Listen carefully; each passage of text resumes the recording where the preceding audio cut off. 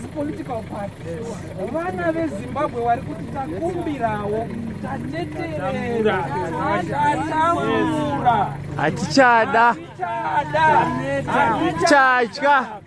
Nhamo yanyanya. Asizve kana vasikuzvidza hatichadi. Asizve kuti tichitaura izvozvo zvese zvatataura.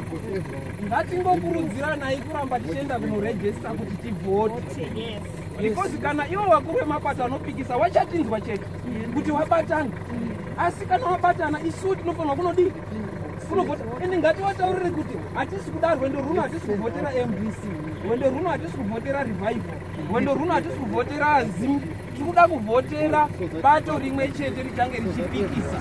Nekuti taneta kuti mavhoti edu kubva muna 2000 mavhoti edu tinongovhota, hapana chinobuda. Maona sei? Namwe tofira izvozvo. Tofira kuti ni muri MDC. Wana wedu otedza kuenda kuchikoro nekuti mimi muri ZANU-PF. Wana wedu ofa muzvipatara nekuti kwanza mai mimi muri kusipa mai mtu.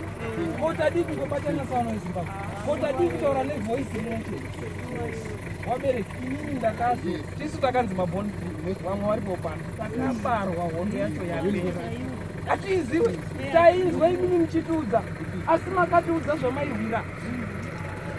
Mairwira rusununguko. Kuti titaure kudai takasununguka. Honai tiri kutaura umanene. Tiri kutaura usiku nekuti hamukwanise kutaura masikati. Hatikwanisi kutaura masikati. Ndonyika here yamakarwira.